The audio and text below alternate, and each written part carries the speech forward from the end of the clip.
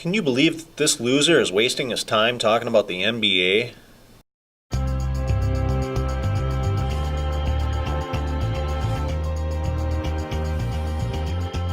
Mr. President, your interest in basketball has been well documented in that there are a few things going on in your world every day. How often do you get to come out here and play?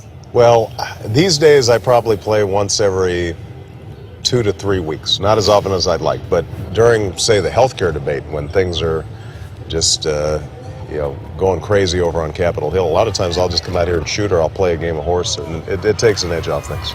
Now, these days, when you're involved in pickup games, do you feel that you're dealing with less physical contact since you became Well, president? it is true. I usually have guys with guns around.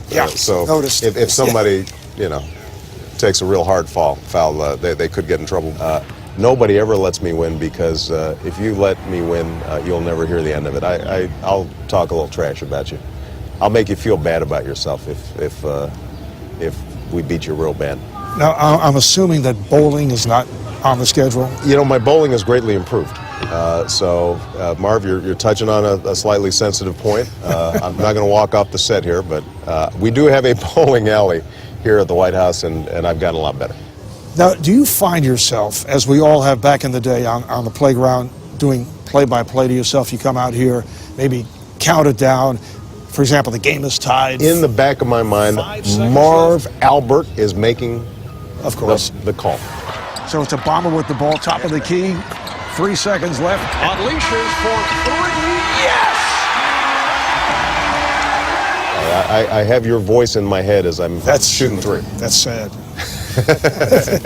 Now, I know you don't want to be accused of tampering for your Bulls, but any advice that you might have for LeBron James as he approaches free agency? I think the most important thing for LeBron right now is actually to find a structure where he's got a coach that he respects and is working hard with teammates who care about him. And if that's in Cleveland, then he should stay in Cleveland. If he doesn't feel like he can get it there, someplace else. But the one thing I remember about the Bulls was it wasn't until Michael had confidence in Phil Jackson, Scottie Pippen, Horace Grant. It wasn't until you got that framework around you that you could be a champion. Same thing happened with Kobe, first with Shaq, but then later with Gasol.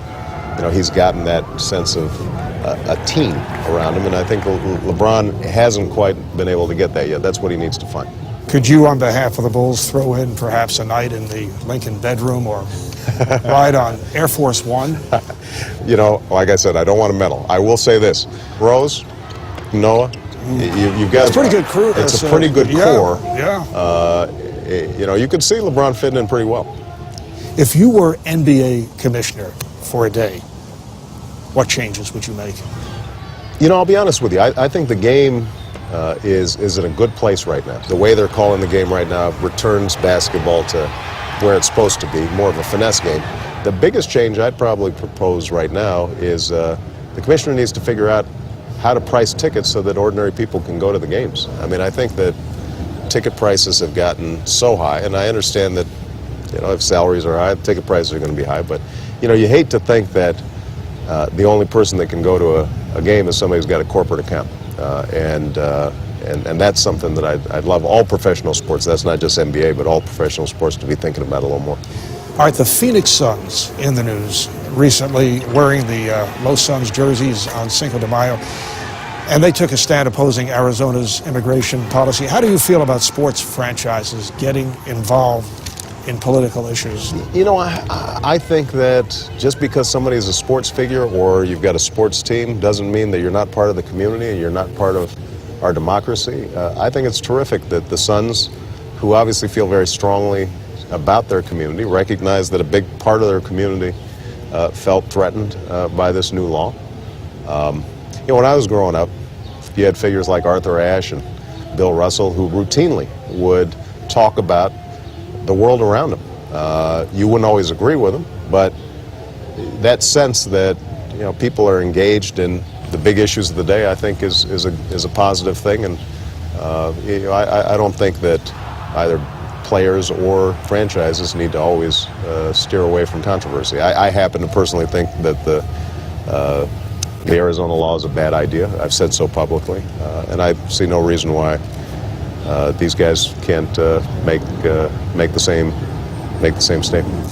Here in Washington, there's a great deal of excitement. Right. Wizards now in possession of the overall first-round pick. John Wall of Kentucky would be, I would guess, the early line favorite. What's your? I know you watch a lot of college basketball. What's your scouting report? Wall is a terrific player. I mean, he's got a NBA speed, NBA body, great jump shot, unselfish.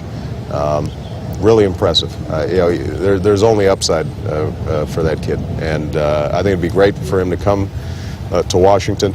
I became very close to Abe Pollin, who was a great supporter, he and his wife. He just passed away recently, but there's an example of a guy who constantly gave back to his community. I mean, almost single-handedly, he invested in downtown Washington at a time when it was in really bad shape, and generated huge affection in this city. And it was wonderful to see his widow there getting that #1 pick, and I only wish the best for that franchise. All right, what is the presidential pick for this season's NBA champions? Boston surprised me. They gelled in the playoffs in a way that they hadn't all through the season. Rondo's become one of the best point guards in the league in no time. I mean, and when he gets a real jump shot, he's going to be unstoppable. But I've got to go with the Lakers again. I think Gasol may be the best big man in the league right now. He's different from Dwight Howard, but he's playing great footwork, unbelievable footwork, speed, savvy. He is playing magnificently. Kobe is the fiercest competitor in the league, and they've got what I've continue to believe is the best coach in the NBA right now in Phil Jackson. So they're going to be formidable, and I think it'll be a tough series. Boston's a veteran club, but the Lakers are looking pretty good. Mr. President, we appreciate your taking the time, and I really like your backyard. Listen, you are welcome, Marv, to call play-by-play in any pickup game that we have. I want you to let Kenny know and Charles know that I appreciate them, and I am curious about Charles's golf game, though. I want to see if that swing ever got fixed. A lot of people are curious about that. Yeah, Charles is a great guy, great friend, but it's a scary golf swing. I hate to even imagine how much those presidential basketballs cost us.